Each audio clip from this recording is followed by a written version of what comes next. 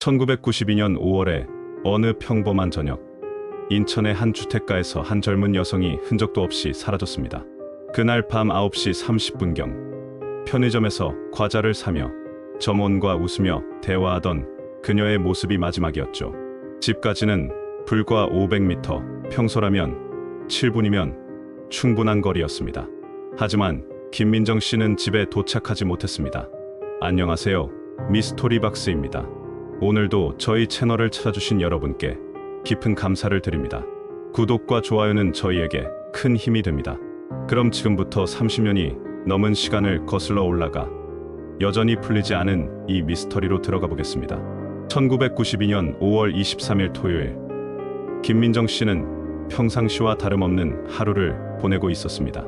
당시 24세였던 그녀는 인천 남구의 한 회계사무소에서 근무하는 성실한 직장인이었습니다. 오전 8시 20분, 민정 씨는 어머니 박순자 씨에게 인사하며 집을 나섰습니다. 오전 9시부터 오후 6시까지 사무소에서 정상적으로 업무를 수행했고 동료들과 함께 점심을 먹으며 평범한 하루를 보냈습니다. 오후 6시 10분경 동료들과 함께 사무소를 나선 민정 씨는 집에 가서 드라마나 봐야겠다고 말했습니다. 오후 6시 45분 지하철 1호선 동인천역에서 하차하는 그녀의 모습이 역 내 폐쇄로 카메라에 기록되었습니다. 오후 7시 20분경 집 근처 슈퍼마켓에서 우유와 과자를 산 민정 씨의 모습이 목격되었습니다. 오후 8시부터 9시 30분 사이의 행적은 명확하지 않습니다. 평소라면 이 시간에는 집에서 저녁을 먹고 있었을 것입니다. 오후 9시 30분 민정 씨는 집에서 300m 떨어진 편의점에 나타납니다. 당시 아르바이트생 정수환 씨는 손님이 초콜릿 과자를 사면서 날씨가 정말 좋네요 라고 말했다고 기억했습니다. 이것이 김민정 씨를 본 마지막 목격담입니다. 오후 9시 35분 이후 민정 씨의 행적은 완전히 끊어졌습니다. 다음날 오전 7시 밤새 딸을 기다린 부모님은 경찰서에 실종 신고를 접수했습니다. 초기 경찰의 반응은 이온적이었지만 가족들의 강력한 요청으로 본격적인 수사가 시작되었습니다. 경찰은 실종 경로를 중심으로 반경 2km 내 수색을 진행했습니다.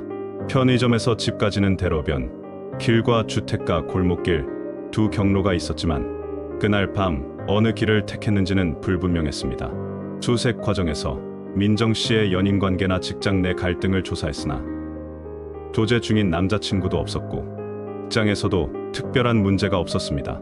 동료들은 모두 민정이는 조용하고 성실한 성격이라고 증언했습니다. 실종 10일째부터 언론의 관심이 본격화되었고 가족들은 자체적으로 전단지 5,000장을 제작해 배포했습니다. 아버지 김상철 씨는 매일 새벽부터 저녁까지 실종 지역을 돌며 딸의 사진을 보여주었습니다. 언론 보도 후 제보 전화가 이어졌지만 대부분 확실하지 않은 정보였습니다. 실종 당일 밤 10시경 공원에서 여성의 비명소리 같은 것을 들었다는 증언과 새벽 2시경 의심스러운 차량 목격담이 있었으나 추가 증거는 나타나지 않았습니다. 김민정 씨의 부모님에게 이 사건은 삶을 송두리째 바꿔놓은 비극이었습니다. 어머니 박순자 씨는 매일 밤 딸이 문을 열고 들어올 것 같은 착각에 시달렸다고 말했습니다. 아버지는 직장을 그만두고 딸을 찾는 일에 매달렸으며 대학생이던 동생 민수 씨도 1년 휴학하고 수색에 나섰습니다. 실종 6개월 후 가족들은 사설 탐정을 고용했지만 새로운 단서를 찾지 못했습니다. 그럼에도 매년 5월 23일이면 실종 지점에서 1인 시위를 벌이며 딸을 포기하지 않았습니다. 2018년 실종 26년 만에 예상치 못한 단서가 나타났습니다. 인천시 도시 재개발 과정에서 민정 씨가 실종된 지역 인근의 한 폐건물을 철거하던 중 건물 지하에서 90년대 초반의 여성용 핸드백이 발견된 것입니다. 핸드백 안에서는 1992년 5월 날짜가 찍힌 지하철표와 김민정이라는 이름이 적힌 신분증이 나왔습니다.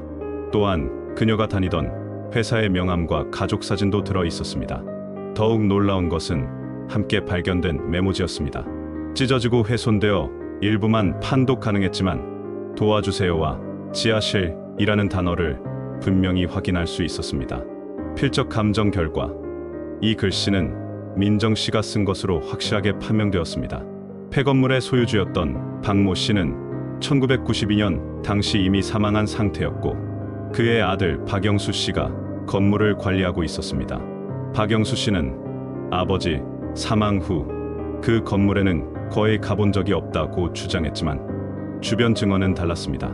당시 인근 상인들은 박영수 씨가 1990년대 초반에 그 건물을 자주 드나들었다고 증언했습니다.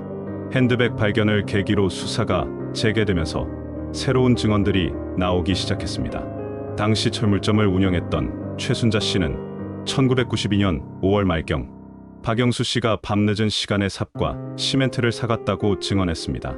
더욱 충격적인 증언은 박영수 씨의 지인이었던 한모 씨로부터 나왔습니다.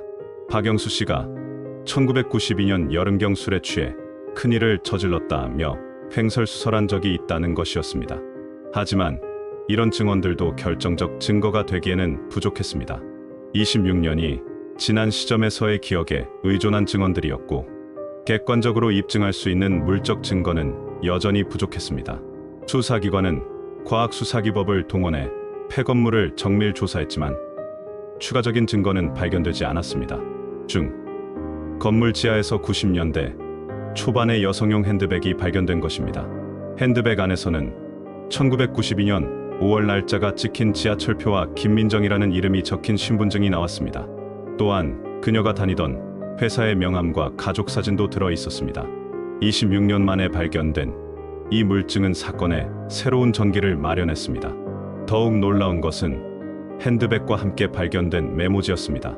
찢어지고 훼손되어 일부만 판독 가능했지만 도와주세요와 지하실이라는 단어를 분명히 확인할 수 있었습니다. 필적 감정 결과 이 글씨는 민정 씨가 쓴 것으로 확실하게 판명되었습니다. 폐건물의 소유주였던 박모 씨는 1992년 당시 이미 사망한 상태였고 그의 아들 박영수 씨가 건물을 관리하고 있었습니다. 박영수 씨에 대한 조사가 시작되었지만 그는 아버지 사망 후 그 건물에는 거의 가본 적이 없다고 주장했습니다. 하지만 주변 증언은 달랐습니다. 당시 인근 상인들은 박영수 씨가 1990년대 초반에 그 건물을 자주 드나들었다고 증언했습니다. 또한 92년 당시 박영수 씨가 갑자기 행동이 이상해졌다는 지인들의 증언도 나왔습니다. 경찰은 박영수 씨에 대한 본격적인 수사에 착수했습니다. 하지만 26년이 지난 시점에서 물적 증거를 찾기는 쉽지 않았습니다. 박영수 씨는 줄곧 혐의를 부인했고 변호사를 통해 단순히 건물에서 발견됐다고 해서 자신과 연결 짓는 것은 부당하다고 주장했습니다. 재개와 새로운 증언, 핸드백 발견을 계기로 수사가 재개되면서 새로운 증언들이 나오기 시작했습니다. 당시를 기억하는 인근 주민들이 26년 전의 기억을 되살려 경찰에 신고한 것입니다. 가장 주목할 만한 증언은 당시 그 지역에서 철물점을 운영했던 최순자 씨의 것이었습니다. 그녀는 1992년 5월 말경 박영수 씨가 밤늦은 시간에 삽과 시멘트를 사갔다고 증언했습니다. 또한 그 후 며칠 동안 그 건물에서 이상한 소음이 들렸다는 주변 주민들의 증언도 나왔습니다. 더욱 충격적인 증언은 당시 박영수 씨의 지인이었던 한모 씨로부터 나왔습니다. 그는 박영수 씨가 1992년 여름경 술에 취해 큰일을 저질렀다며 횡설수설한 적이 있다고 말했습니다. 당시에는 단순히 술주정으로 넘겼지만 지금 생각해보니 의미심장하다는 것이었습니다. 하지만 이런 증언들도 결정적 증거가 되기에는 부족했습니다. 26년이 지난 시점에서의 기억에 의존한 증언들이었고 객관적으로 입증할 수 있는 물적 증거는 여전히 부족했습니다. 박영수 씨 측은 이런 증언들에 대해 오랜 시간이 지나 기억이 왜곡된 것이라고 반박했습니다. 수사기관은 과학수사기법을 동원해 폐건물을 정밀 조사했습니다. 지하실 전체를 굴착하고 토양을 분석했지만 추가적인 증거는 발견되지 않았습니다. DNA 흔적이나 혈흔 등도 26년이라는 긴 시간 때문에 검출되지 않았습니다. 그럼에도 불구하고 박영수 씨에 대한 수사는 계속되었습니다. 그의 1992년 전후 행적에 대한 전면적인 조사가 이루어졌고 당시 그가 다니던 직장 동료들과 지인들에 대한 면담도 진행되었습니다. 하지만 결정적 단서를 찾지는 못했습니다. 복잡한 심경. 26년 만에 발견된 딸의 핸드백은 가족들에게 희망과 절망을 동시에 안겨주었습니다. 한편으로는 민정 씨에게 무슨 일이 일어났는지 진실을 알 수 있을 것 같은 기대감이 생겼지만, 다른 한편으로는 최악의 상황을 받아들여야 할지도 모른다는 두려움도 컸습니다. 어머니 박순자 씨는 이제 74세가 되었습니다. 딸이 살아서 돌아오기를 26년간 기다렸는데, 이제는 딸에게 무슨 일이 일어났는지 진실만이라도 알고 싶어요. 그래야 편히 눈을 감을 수 있을 것 같아요. 아버지 김상철 씨는 78세의 노인이 되었지만 여전히 사건에 대한 관심을 놓지 않고 있었습니다. 박영수라는 사람이 정말 우리 딸과 관련이 있다면 끝까지 진실을 밝혀내겠습니다. 민정이를 위해서라도 포기할 수 없어요. 동생 민수 씨는 이제 중년의 나이가 되어 자신의 가정을 꾸리고 살고 있었습니다. 하지만 누나의 일은 여전히 그의 인생에 큰 그림자를 드리우고 있었습니다. 아이들에게 고모 이야기를 해주면서도 마음이 복잡해요. 언제까지 이런 상태로 살아야 하는 걸까요? 관심의 재조명. 2018년 핸드백 발견 소식은 다시 한번 언론과 시민들의 관심을 끌었습니다. 특히 온라인 커뮤니티와 소셜미디어를 통해 사건이 재조명되면서 새로운 세대들도 이 사건에 관심을 갖기 시작했습니다. 여러 인터넷 사이트에서는 김민정 실종 사건에 대한 토론이 활발히 벌어졌습니다. 네티즌들은 자체적으로 사건을 분석하고 가능한 시나리오들을 제시하며 진실 규명에 동참했습니다. 일부는 박영수 씨의 과거 행적을 조사하여 의혹을 제기하기도 했습니다. 하지만 이런 관심이 때로는 부작용을 낳기도 했습니다. 확인되지 않은 정보들이 사실인 것처럼 퍼지면서 수사에 혼란을 주기도 했고, 관련자들에 대한 무분별한 비난이나 추측성 댓글들이 올라오기도 했습니다. 시민단체들도 이 사건에 관심을 갖기 시작했습니다. 실종자 가족 모임과 미해결 사건 연구회 등에서는 김민정 씨 사건을 포함한 장기 미해결 사건들에 대한 지속적인 관심과 수사를 요구하는 서명운동을 벌였습니다. 상황과 남은 과제. 2024년 현재 김민정 씨 실종 사건은 여전히 미해결 상태입니다. 박영수 씨에 대한 수사도 결정적 증거 부족으로 더 이상 진전을 보이지 못하고 있습니다. 그는 현재도 혐의를 부인하고 있으며 법적으로는 무죄 추정의 원칙이 적용되고 있습니다. 수사기관은 과학수사 기법의 발달에 따라 사건을 재검토하고 있습니다. 특히 발견된 핸드백과 메모지에 대한 정밀 분석이 계속되고 있으며 혹시 놓친 단서가 있는지 재조사하고 있습니다. 또한 당시 수사 자료를 디지털화하여 새로운 관점에서 사건을 분석하려는 노력도 기울이고 있습니다.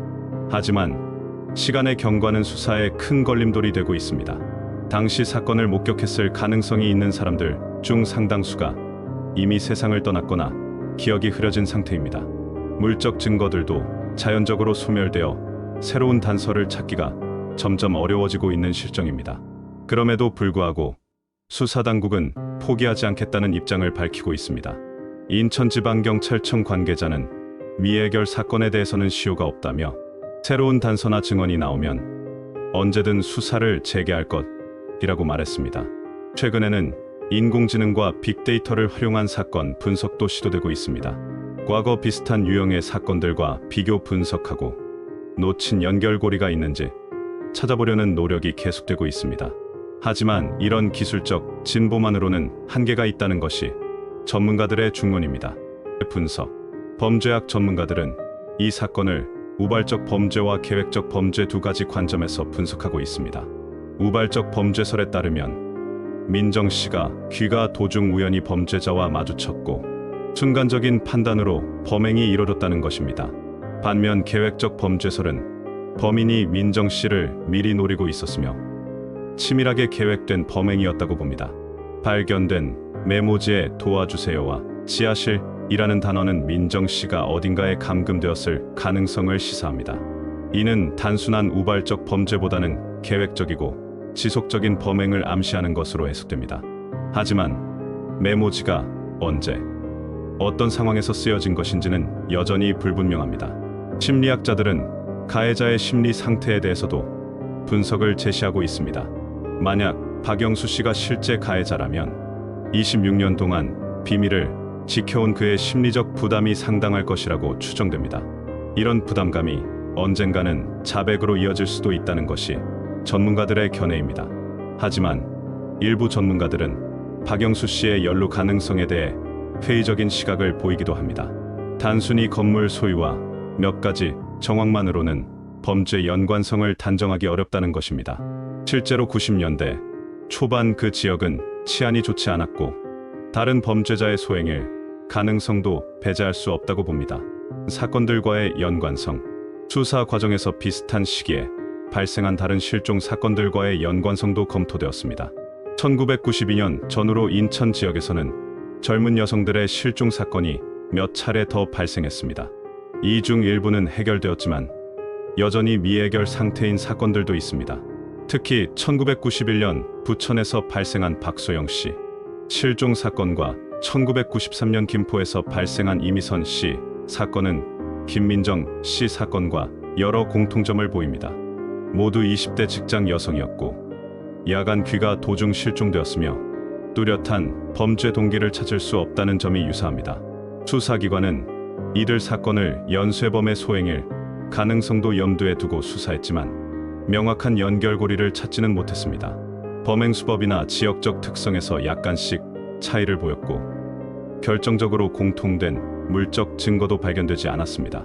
그럼에도 불구하고 이런 사건들이 집중된 시기와 지역을 고려할 때 당시 수도권 지역의 여성을 노린 연쇄범이 활동했을 가능성을 완전히 배제할 수는 없다는 것이 전문가들의 견해입니다.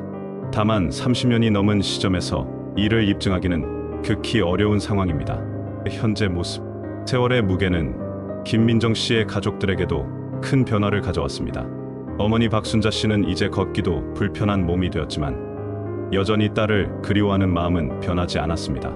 나이가 들어서 기억력이 많이 떨어졌지만 민정이에 대한 기억만큼은 어제 일처럼 선명해요. 아버지 김상철 씨는 몇 년 전 뇌경색으로 쓰러진 후 말하기가 어려워졌지만 여전히 딸의 사진을 곁에 두고 지내고 있습니다. 가족들은 아버지가 민정이 사진을 볼 때마다 눈물을 흘리신다고 말합니다. 동생 민수 씨는 현재 두 자녀의 아버지가 되어 평범한 일상을 살아가고 있습니다. 하지만 그에게 누나의 빈자리는 여전히 큰 상처로 남아 있습니다. 아이들에게 고모 이야기를 해줄 때마다 복잡한 마음이 들어요. 언젠가는 고모가 어떻게 됐는지 정확히 알려주고 싶은데 가족들은 매년 민정 씨의 생일과 실종일에는 작은 추모 모임을 갖고 있습니다. 친척들과 옛 직장 동료들 중 일부가 참석해 민정 씨를 기억하며 진실 규명을 위해 기도하는 시간을 갖습니다. 시간이 흐를수록 참석자들은 줄어들고 있지만 가족들의 마음만큼은 변함없습니다. 변화와 안전의식, 김민정 씨 사건은 당시 여성 안전에 대한 사회적 인식 부족을 보여주는 대표적인 사례로도 회자됩니다. 1990년대 초반까지만 해도 밤늦은 시간 여성의 단독 보행에 대한 위험 인식이 지금만큼 높지 않았습니다. CCTV나 비상벨 같은 안전시설도 거의 없었던 시절이었습니다. 이 사건을 계기로 인천 지역에서는 여성 안전을 위한 다양한 대책들이 마련되기 시작했습니다. 주요 도로와 골목에 가로등이 추가로 설치되었고 경찰 순찰도 강화되었습니다. 하지만 이런 변화들이 민정 씨에게는 너무 늦은 것이었습니다. 현재 우리 사회는 당시와 비교할 수 없을 만큼 안전시설과 제도가 발달했습니다. CCTV는 거의 모든 곳에 설치되어 있고 휴대전화를 통한 위치 추적도 가능해졌습니다. 하지만 여전히 여성을 대상으로 한 범죄는 근절되지 않고 있어 지속적인 관심과 노력이 필요한 상황입니다. 향한 마지막 희망. 2024년 현재도 김민정 씨 실종 사건에 대한 새로운 정보나 제보를 받고 있습니다. 비록 대부분이 확인되지 않은 정보들이지만 수사당국은 하나하나 검토하며 놓친 단서가 없는지 확인하고 있습니다. 최근에는 과거 사건 자료를 AI로 분석해 새로운 관점에서 접근해 보려는 시도도 이뤄지고 있습니다. 방대한 수사 자료와 증언들을 데이터화하여 인간이 놓칠 수 있는 연관성을 찾아보려는 것입니다. 아직은 실험적 단계이지만 새로운 가능성을 제시해 줄 수 있을 것으로 기대됩니다. 또한 DNA 기술의 발달로 과거에는 분석이 불가능했던 미세한 증거물들에 대한 재검사도 진행되고 있습니다. 발견된 핸드백에서 추출한 섬유나 토양, 성분 등을 최신 기법으로 분석해 새로운 단서를 찾으려는 노력이 계속되고 있습니다. 무엇보다 시민들의 지속적인 관심이 이 사건 해결의 열쇠가 될 수 있습니다. 혹시라도 92년 당시 인천 남구 지역에서 의심스러운 상황을 목격했거나 관련 정보를 알고 있는 시민이 있다면 작은 정보라도 수사기관에 제보해주기를 당부합니다. 아는 이야기. 32년이 흐른 지금도 김민정 씨는 여전히 24세 젊은 여성의 모습으로 가족들의 기억 속에 살아 있습니다. 시간이 멈춘 것처럼 변하지 않는 그녀의 미소는 진실을 찾겠다는 가족들의 의지를 더욱 굳건하게 만들어주고 있습니다. 이 사건은 단순히 한 여성의 실종을 넘어서 우리 사회가 잃어버린 소중한 생명에 대한 책임감을 일깨워주는 사건이기도 합니다. 시간이 아무리 흘러도 진실은 반드시 밝혀져야 하고 피해자와 가족들의 아픔이 치유될 수 있어야 합니다. 혹시 이 사건과 관련된 어떤 정보라도 알고 계신 분이 있다면 용기를 내어 신고해 주시기 바랍니다. 작은 정보 하나가 32년 동안 닫혀있던 진실의 문을 열 수 있는 열쇠가 될 수도 있습니다. 김민정 씨가 마지막으로 목격된 그날 밤의 진실이 언젠가는 반드시 밝혀지기를 간절히 바라며 오늘 이야기를 마치겠습니다.